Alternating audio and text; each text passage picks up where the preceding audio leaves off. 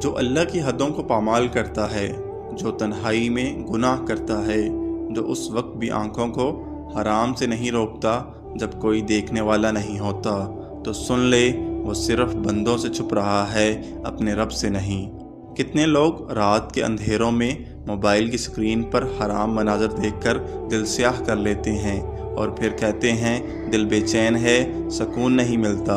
ارے بھائی، جب نظر حرام سے بھری ہو تو دل کیسے پاک ہو؟ قرآن کہتا ہے ان اللہ کان علیکم رقیبا، یقیناً اللہ تم پر نگران ہے۔ سوچو، جس رب نے ہمیں پیدا کیا، جس کے حکم سے سانس چلتی ہے، جس کے اشارے پر موت آ جائے گی، کیا اس کے سامنے گناہ کرتے شرم نہیں آتی؟ ایک حدیث ہے، جب تم تنہائی میں ہو تو یہ مت سوچو کہ کوئی نہیں دیکھ رہا، بلکہ یہ سوچو کہ اللہ دیکھ رہا ہے۔ وہی تنہائی، وہی اندھیرا، وہی کمرہ، لیکن جب نیت بدل جائے تو وہی جگہ اللہ سے لو لگانے کی جگہ بن جاتی ہے۔ دوستو، جو اللہ کے لیے اپنی نظروں کو جھکا لیتا ہے، اللہ اس کے دل میں نور بھر دیتا ہے، لیکن جو آنکھوں کو آزاد چھوڑ دیتا ہے وہ شیطان کا قیدی بن جاتا ہے۔ جب بھی تنہائی آئے تو گناہ کے بجائے توبہ کا دروازہ کھولیں۔ جب بھی شیطان بہکائے تو قرآن کو سینے سے لگا لیں۔ اللہ کی حدود کی حفاظت کرنے والا قیامت کے دن اللہ کے عرش کے سائے میں ہوگا۔ اگر یہ پیغام دل میں اتر گیا ہو تو دوسروں کے ساتھ اس کو ضرور شیئر کریں، کیونکہ شاید کسی کی زندگی بدل جائے۔ اللہ بہت رحیم ہے، لیکن مسلسل حدیں پار کرنا اللہ کے غضب کو دعوت دینا ہے۔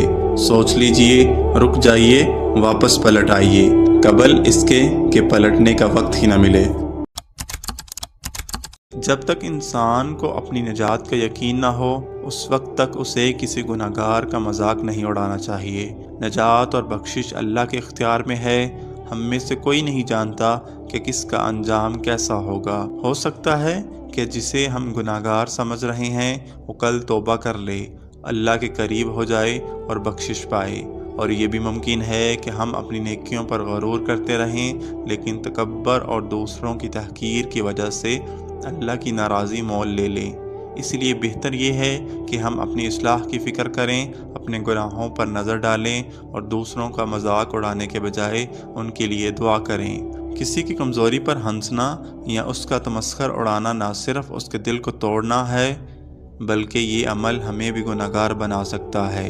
اصل کامیابی یہ ہے کہ انسان اپنی نجات کے بارے میں فکر مند رہے اور دوسروں کے گناہوں کے بجائے اپنی خطاؤں کی اصلاح کرے۔